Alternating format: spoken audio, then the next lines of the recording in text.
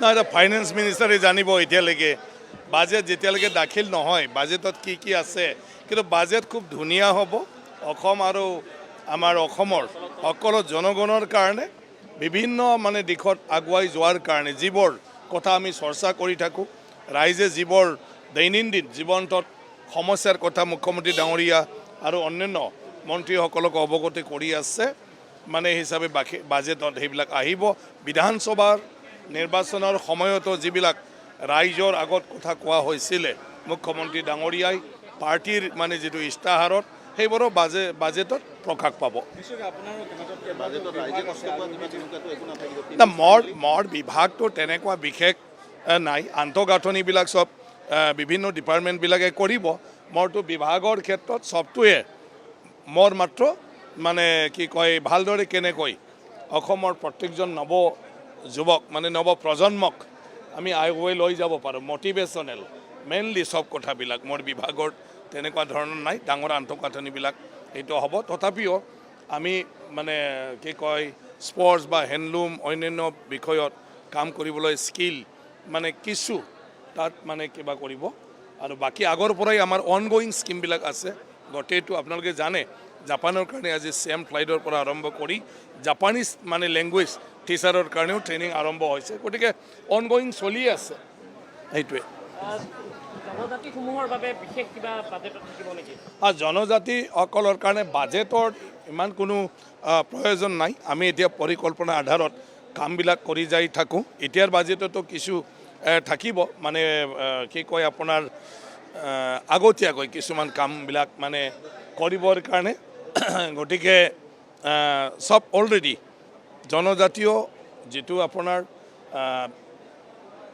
কি কৈছে ITFC indigenous tribal faith and culture, এই বিভাগত অলৰেডি যিটো পৰিকল্পনা লৈছে সেই হিচাপে কাম কৰিবলৈ আমি মানে পৰিকল্পনা লৈছোঁ, সেই হিচাপে কামবিলাক চলি যাব। তাত বিশেষ নাই। মূল কথাটো হ'ল কি, সকলোৱে নিজৰ মানে ৰীতি নীতি সমাজৰ এইবিলাক লৈ পেলাই সংস্কৃতি সেইবিলাক লৈ পেলাই চলি যাব পাৰিব লাগিব। আৰু প্ৰত্যেকটা ইণ্ডিজিনাছ ট্ৰাইবেল কমিউনিটিৰ মানে সকলো যিবোৰ তেওঁলোকৰ জাতীয় বিষয় আছে সেইবিলাকক সদায় কেনেকৈ আমি সুৰক্ষা দিব পাৰোঁ আৰু এইটো প্ৰমোশ্যন কৰিব পাৰোঁ, সেই কামটোৱে আমি কৰি যাম। আপুনি বিচৰা বাতৰি পাব কেৱল নিউজ 18 এপত। নিউজ 18 এপ ডাউনলোড কৰিবলৈ স্কেন কৰক এই QR কোড। গুগল প্লে ষ্টৰতো পাব এই নিউজ 18 এপ।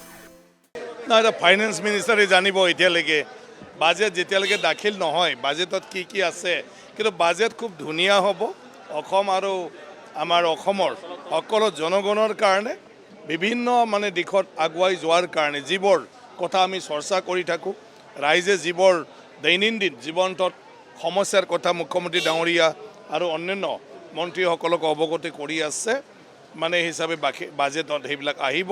বিধানসভাৰ নিৰ্বাচনৰ সময়তো যিবিলাক ৰাইজৰ আগত কথা কোৱা হৈছিলে মুখ্যমন্ত্ৰী ডাঙৰীয়াই পাৰ্টিৰ মানে যিটো ইস্তাহাৰত, সেইবোৰো বাজেটত প্ৰকাশ পাব।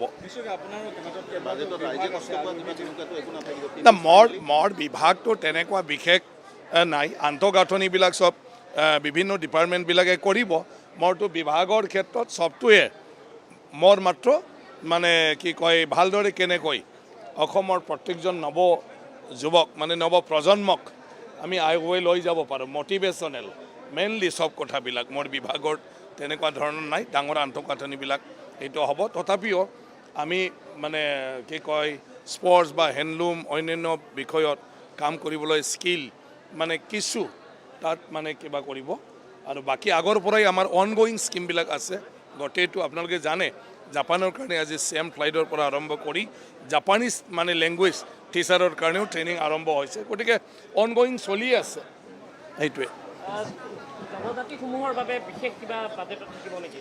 জনজাতিসকলৰ কাৰণে বাজেটৰ ইমান কোনো প্ৰয়োজন নাই। আমি এতিয়া পৰিকল্পনাৰ আধাৰত কামবিলাক কৰি যাই থাকোঁ। এতিয়াৰ বাজেটতো কিছু থাকিব, মানে কি কয় আপোনাৰ আগতীয়াকৈ কিছুমান কামবিলাক মানে কৰিবৰ কাৰণে। গতিকে চব অলৰেডি জনজাতীয় যিটো আপোনাৰ কি কৈছে ITFC indigenous tribal faith and culture, এই বিভাগত অলৰেডি যিটো পৰিকল্পনা লৈছে সেই হিচাপে কাম কৰিবলৈ আমি মানে পৰিকল্পনা লৈছোঁ, সেই হিচাপে কামবিলাক চলি যাব, তাত বিশেষ নাই। মূল কথাটো হ'ল কি সকলোৱে নিজৰ মানে ৰীতি নীতি সমাজৰ এইবিলাক লৈ পেলাই সংস্কৃতি সেইবিলাক লৈ পেলাই চলি যাব পাৰিব লাগিব। আৰু প্ৰত্যেকটা ইণ্ডিজিনিয়াছ ট্ৰাইবেল কমিউনিটিৰ মানে সকলো যিবোৰ তেওঁলোকৰ জাতীয় বিষয় আছে সেইবিলাকক সদায় কেনেকৈ আমি সুৰক্ষা দিব পাৰোঁ আৰু এইটো প্ৰমোশ্যন কৰিব পাৰোঁ সেই কামটোৱে আমি কৰি যাম। আপুনি বিচৰা বাতৰি পাব কেৱল নিউজ 18 এপত। নিউজ 18 এপ ডাউনলোড কৰিবলৈ স্কেন কৰক এই QR কোড। গুগল প্লে ষ্টৰতো পাব এই নিউজ 18 এপ।